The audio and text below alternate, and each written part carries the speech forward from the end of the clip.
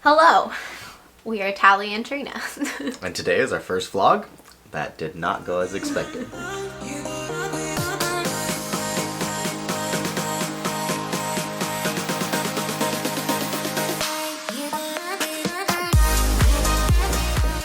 So, the other day, yesterday actually, we're very exhausted from it. It's quite bad.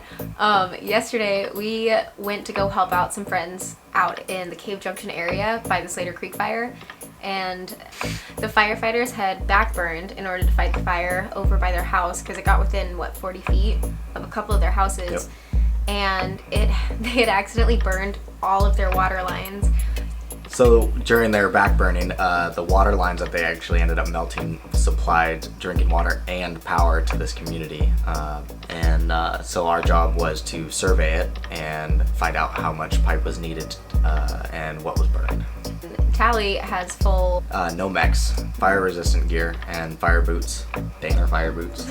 We woke up, and as we're driving there, you can just visibly see it getting like smokier and smokier, and it just got so thick to the point we were driving and we had to slow down to like 30 miles an hour. It was, you could see 30 feet in front of you, and you know, we all had our masks on, and I had a P100. Yep, we both had P100 masks on, and even by the end of the day they were completely clogged. Yeah, it was so bad.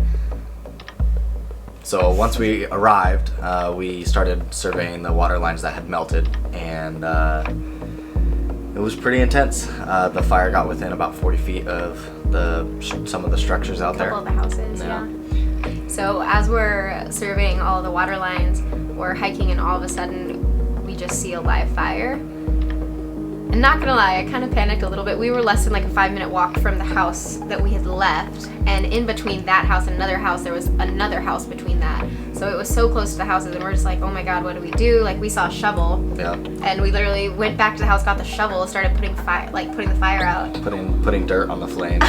Well, putting dirt on the coals. And yeah. It was a 3-foot log that had fallen at some point, and the stump was on fire. We didn't do a lot. And yeah, the whole inside of the trunk was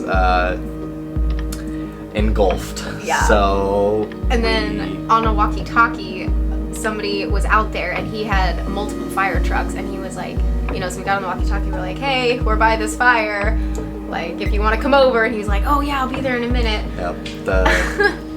They have a private fire department out there, pretty much ran by volunteers. Yeah. And so one of the volunteers was already in their hotshot truck and jumped on the radio and was there within a few minutes. And then he gets there to us who have like no training, and he's like, grab these hoses, and we just start throwing hoses down this hill at this fire. Yep. And then I got to go down and be right next to the flames. And since I had a walkie-talkie, a radio, radioed him, let him know that I was ready, and he started up the pump and started putting water on it. It was highly intense. And then he jogged down a little ways. There was more logs on fire, everything. The one that we had put out, thankfully, was near a lot of dead brush, but down just a slight ways, there was 2 huge logs that were on fire, like green brush all around them that hadn't been burned. And then the one was, what did he say, was going to turn into a plume? Just like, he was going to call it a forge, because it was a 30-foot tall standing snag that was flaming on the inside. Once that breaks through, it becomes a funnel for air, and it's intense.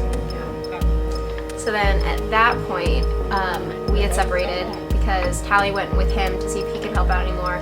I helped finish the surveying.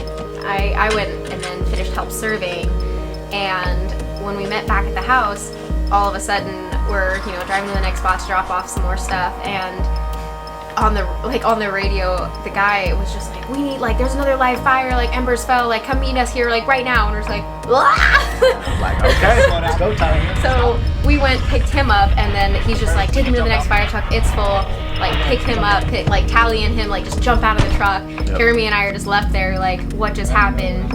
Yep. And then we jumped in his other fire truck, which was a 1,000-gallon tanker, and we started heading right up the hill to be able to go help out with. I found out a couple more people were already on the active fire zone. Yeah. And it was crazy, running up the hill and starting laying hose and getting everything connected and bypass their initial attack truck. And I can't hear from him at all because I don't have a radio, so I'm like low-key freaking out, but also like, how can I help?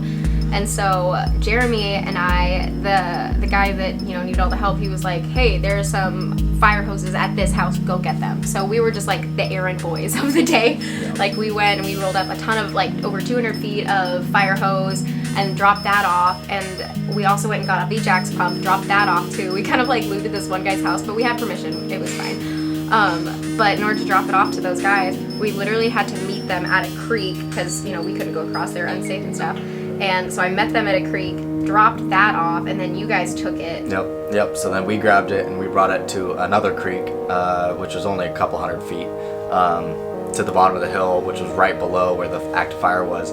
And the reason we had to do that was because the tanker truck that I was originally at was running low on water, and the additional tank that was up there was running low as well. That's crazy. So they needed to have more water, and luckily they were able to go get hose and the pump to be able to do that. So since they were able to bring the Wajax over, we were able to get supplied water from the bottom of the hill up to the firefighters.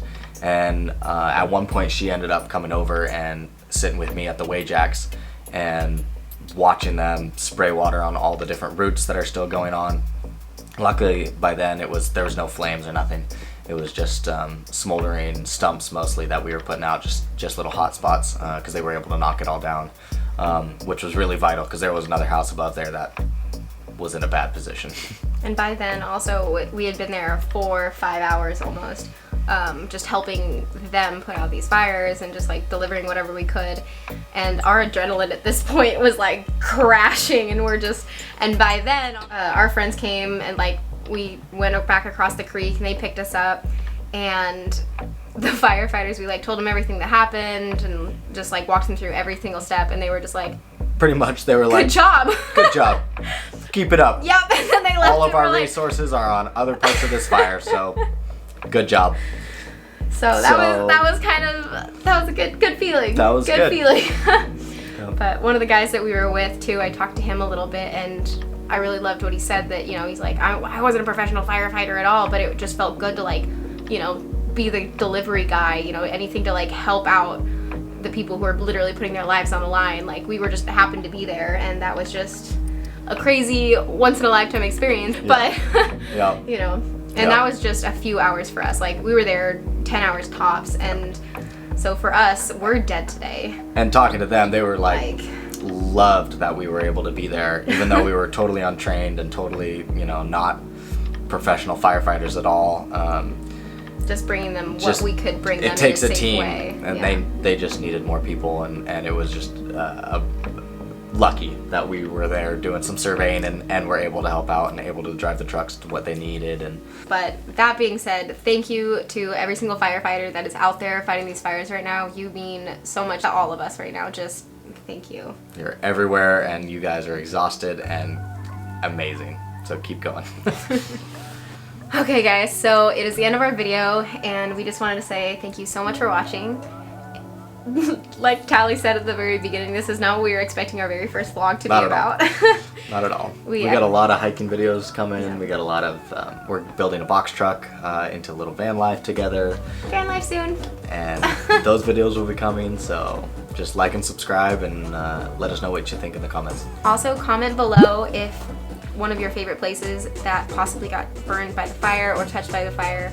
Tally and I have been on so many hikes around the entire area, and we really want to do a lot of after videos for people of like Babyfoot Lake, Bolin Lake, Mill Creek Falls, all the gorgeous areas that, you know, a lot of people are going, like Blue Pool, you know. Just comment below any place that you'd like before and after videos, and we will try our best to keep you guys up to date on those. So thanks for watching, guys.